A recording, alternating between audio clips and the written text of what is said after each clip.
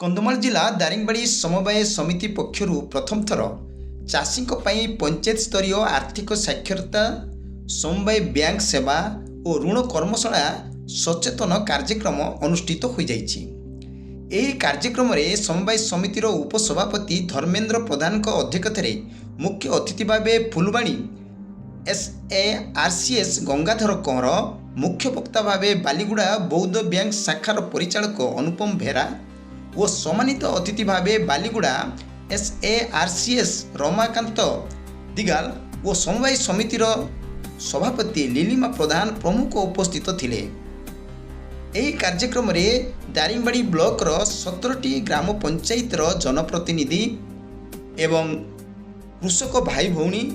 एवं दारिंगबाड़ी समवाय समितिर निर्देशक माने उपस्थित रही एही सचेतन कार्यक्रम रे भाग नहीं।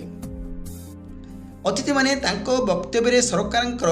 समवाय समिति योजना रे कृषक मानक पई जहाँ सबू आर्थिक सहायता और ऋण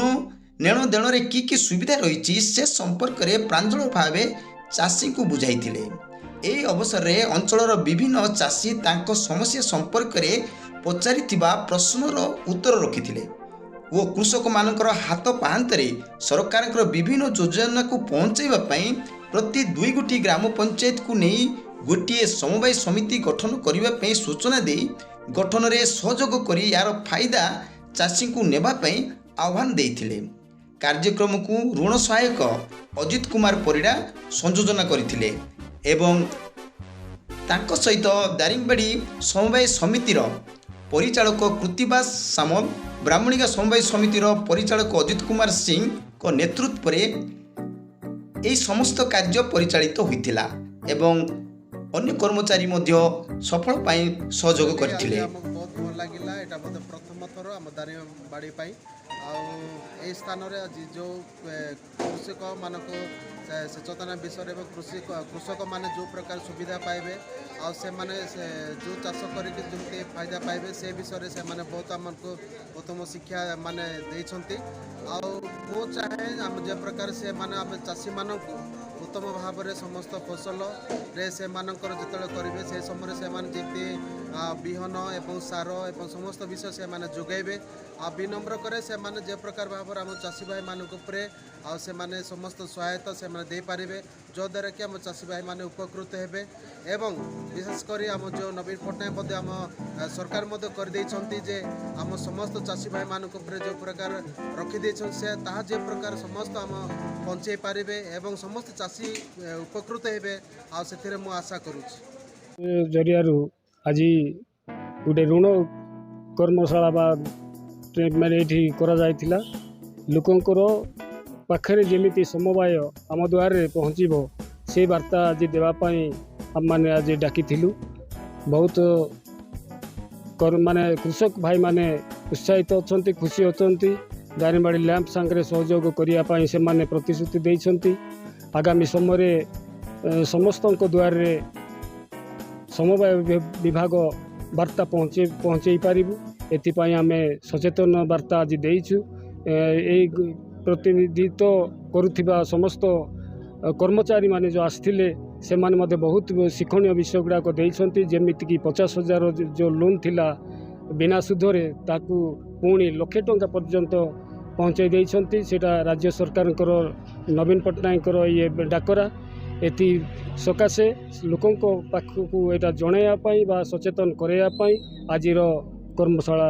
आयोजन करा जायतिला एति कोई मु रही निर्देश क्रमे समवाय विभाग तरफ आमर विभिन्न प्रकार समवाय समिति गुड़िक सभ्य सभ्या मानकर विभिन्न समवाय रे जो विभिन्न प्रकार सुविधा प्रदान करा जाउछि जो चाष करने जहाँ उपयोगी से जिनस से सचेतन करने वर्तमान आम प्रत्येक ओडिशा रे प्रत्येक लैंपसीएस प्रत्येक सभा समवाय समिति स्तर में ये कर्मशाला जो बैंकिंग सेवा बैंकिंग तरफ बैंक जरिया की सेवा आम कौन कौन सेवा आम प्रदान कर चाषी भाई मानक से ऋण किमिंद ऋण दिए प्रदान करा जाउछि की सेवा दिया जाउछि सरकार तरफ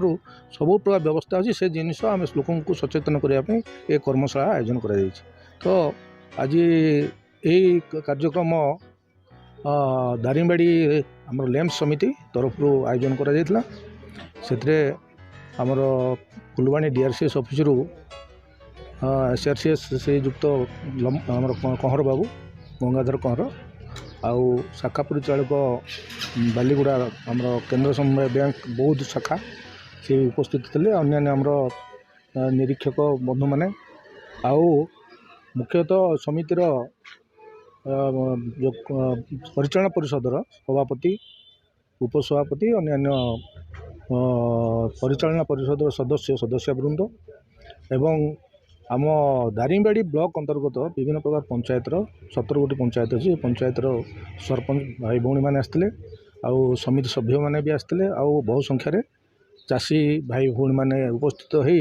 ଆମକୁ ଧୈର୍ଯ୍ୟର ସହ ବହୁତ ସମୟ ପର୍ଯ୍ୟନ୍ତ ଆମର ବାର୍ତ୍ତା ଯାହା ଆମେ ଦେବାକୁ ଚାହୁଁଥିଲୁ ସରକାରଙ୍କ ତରଫରୁ ସେଇଟା ସେମାନଙ୍କୁ ଆମେ ଦେଇଛୁ। ସେଇଟା ସେମାନେ ଗ୍ରହଣ କରିଛନ୍ତି। ଆମେ ଆଶା କରୁଛୁ ସେମାନେ ଏଇ ଯେଉଁ ସରକାରଙ୍କ ବାର୍ତ୍ତା ସାରା ତାଙ୍କ ନିଜ ନିଜ ଅଞ୍ଚଳରେ ସମସ୍ତଙ୍କ ପାଖରେ ସେମାନେ ପହଞ୍ଚାଇ ପାରିବେ ବୋଲି ଆମର ଆଶା ରଖୁଛୁ।